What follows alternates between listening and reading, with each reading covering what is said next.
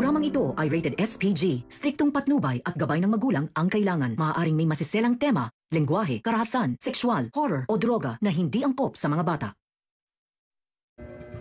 Si Zoe ang sasalo ng bala na para sana sa peking kapatid niya na si Annalyn.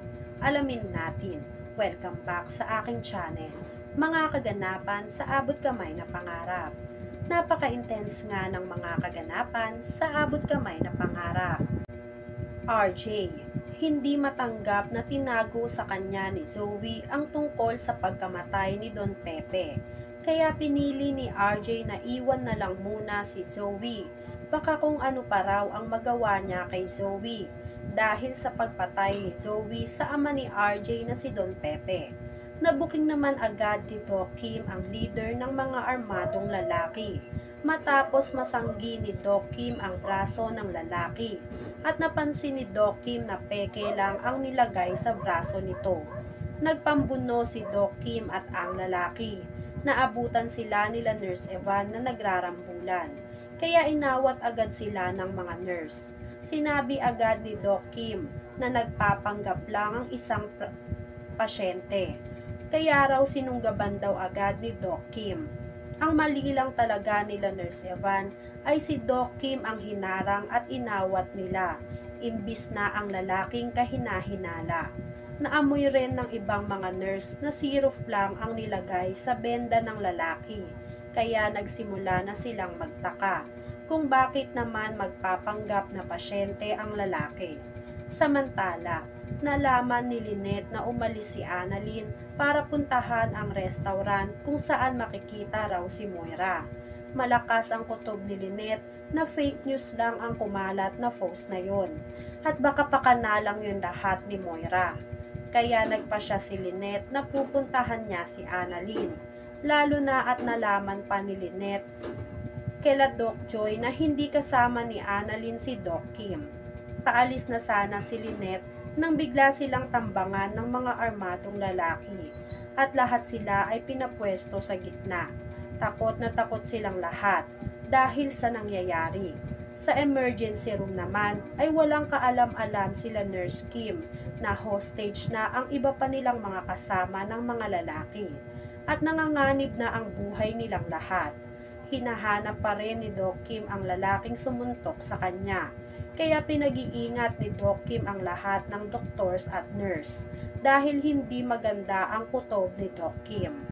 Maya-maya ay sumulpot na nga ang lalaking nakabangga ni Doc Kim at laking gulat nila na bitbit ng mga lalaki ang gwardya ng Apex at hinagis ito sa harap nila.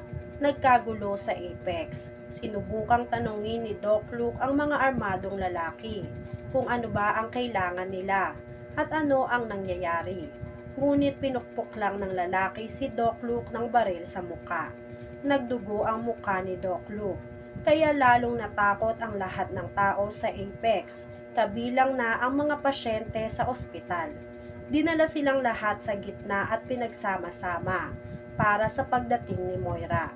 Pinagbawalan silang lahat na wag silang mag-uusap at sumunod lang sa lahat ng pinag-uutos nila. Lumabas si RJ at nagimbal siya kung bakit nakaluhod lahat ng mga nurse at doktor, kabilang na rin si Lynette. Tinutukan sila ng baril. Pati na rin si RJ ay hinawakan ng mga armadong lalaki. Dumating na ang pinakahihintay nilang lahat, ang pagdating ni Moira sa mismong ospital. Sinaktan ni Moira si Josa sa pagiging maingay nito, si Olga naman sa pagtatraidor niya kay Moira, at ang huli naman ay si Lynette dahil napansin ni Moira na kulang sila dahil wala sa ospital si Annalyn at si Giselle. Hindi umamin si Lynette kung saan matatagpuan ang anak na si Annalyn, kaya gigil na gigil si Moira. Pero sinabi nga nitong tauhan ni Moira na nakakonfine si Giselle sa Apex, kaya nagpasya si Moira na puntahan si Giselle sa kwarto nito para singilin. Bago pa umalis si Moira, ay pinatalian muna ni Moira lahat ng hostage nila. Saka siya pumunta sa kwarto ni Giselle. Naabutan ni Moira na sinasaktan ni Giselle ang anak na si Zoe, kaya pinagtanggol ni Moira si Zoe laban kay Giselle, kahit na trinaydor na raw siya ni Zoe. Pinapasama na ni Moira si Zoe sa kanya, ngunit ayaw sumama ni Zoe kay Moira, kaya nagalit si Moira. Tinutukan niya ng baril si Giselle at hinarang naman ito ni Zoe.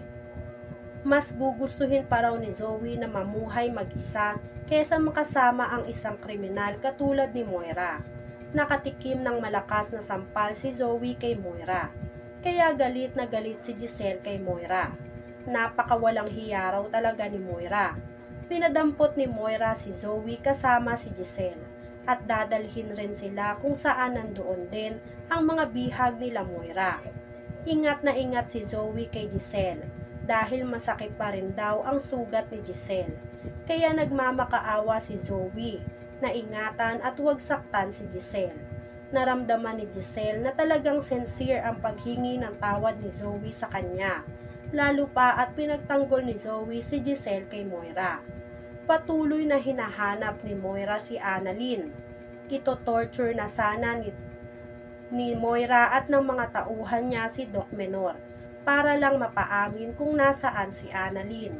Nang biglang dumating ang tauhan ni Moira at nalaman nga nito na nasa labas si Annalyn kasama ng mga pulis.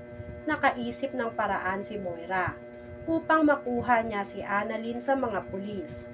Ginamit ni Moira ang mic sa buong Apex para marinig siya ni Annalyn at ng mga pulis. Tinawag ni Moira si Annalyn at sinabihan na kapalit ng kalayaan ng mga inosenteng hostage nila ay ang buhay ni Annalyn. Kailangan raw ni Annalyn na pumasok sa loob ng Apex para pakawalan ni Moira ang mga hostage nila. Litong-lito na si Annalyn kung susundin ba niya ang pinag-uutos ni Moira sa kanya. Inaalala ni Annalyn lahat ng inosenteng tao na nadadamay sa gulo nila.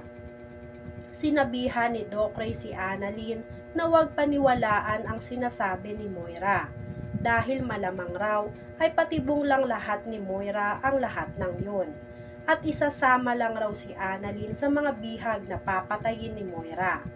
Nagsisigaw si Lynette na wag maniniwala si Annalyn kay Moira dahil hindi totoo lahat ng sinasabi ni Moira. Kaya naman ang hindi naniniwala ang mga pulis, lalo na nga si Annalyn kay Moira, ay kumuha si Moira ng 5 tao na malapit sa buhay ni Annalyn at ipapapatay niya ito sa mga tauhan niya para maniwala si Annalyn na pumasok sa loob. Kabilang sa kinuha ni Moira ay ang ninang ni Annalyn na si Josa. Nakarinig ng putok ng baril si Annalyn, kaya mas lalong natakot si Annalyn sa nangyayari sa loob ng Apex. Papayag kaya si Annalyn na isakripisyo ang sarili niya alang-alang sa kaligtasan ng lahat ng tao sa loob ng Apex? Yan nga ang mga kaganapan at mga dapat nating abangan dito sa Abot Kamay na Pangarap. Kung gusto nyo pa ng mga ganitong klaseng video ay mag-subscribe at i-like itong video na to. Maraming salamat po. I got you!